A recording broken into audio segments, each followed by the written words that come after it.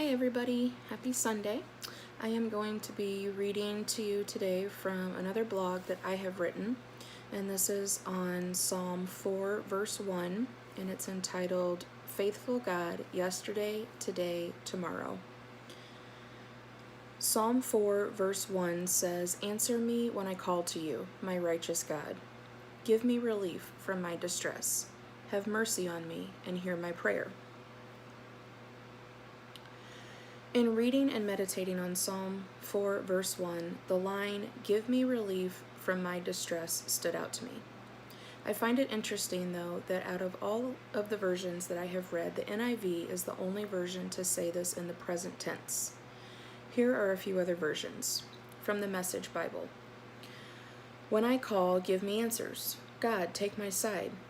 Once in a tight place, you gave me room. Now I'm in trouble again. Grace me, hear me. From the Amplified Version. Answer me when I call, O God of my righteousness. You have freed me when I was hemmed in, and relieved me when I was in distress.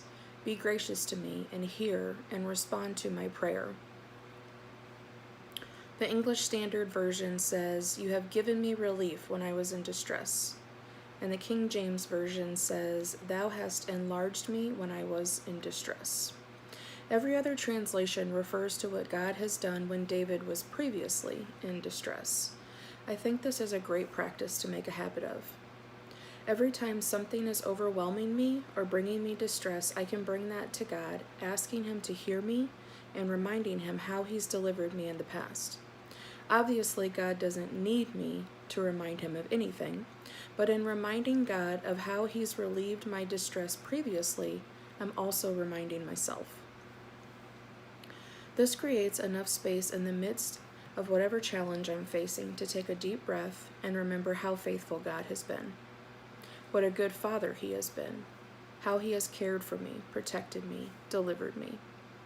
As I'm reminding myself, I usually find I end up in a place of gratitude, which always lessens my anxiety and unravels my nerves. Another thought, I'm not just reminding myself of how faithful God has been, I'm also reminding the enemy. When you recount the faithfulness of God out loud, you're telling yourself and the enemy that your God is big enough to handle whatever you're facing, that your God is faithful, that your God is good yesterday, today, and tomorrow. You strengthen your confidence in God while destroying the enemy's influence over you. If you read my Psalm 3 entry, or in this case, if you watch the Psalm 3 video, this is what I've been recently referring to in my own life as punching the enemy in the mouth. The enemy wants nothing more the enemy wants nothing more than to leave us insecure, anxious, and weak. The more you rehearse the goodness and faithfulness of God out loud, the more confident you'll grow in telling the enemy where to go. It doesn't remove the enemy's attempts to trip you up and take you out, but it will strengthen your resolve to keep battling and trusting God's faithfulness yesterday, today, and tomorrow. So those are my thoughts on Psalm 4 verse 1.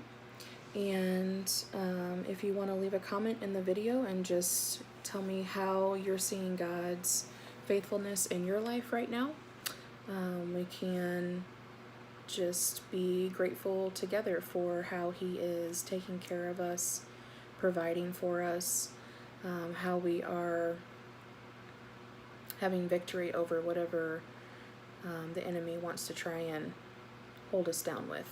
So if you're comfortable with that, if you want to leave a comment on the video and just share a way that you feel like God is being faithful, and I would appreciate that.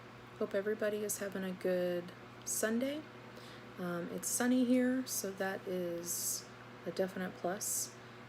I hope whatever everyone is doing, that everyone's having a good day, and I will be back tomorrow with another video.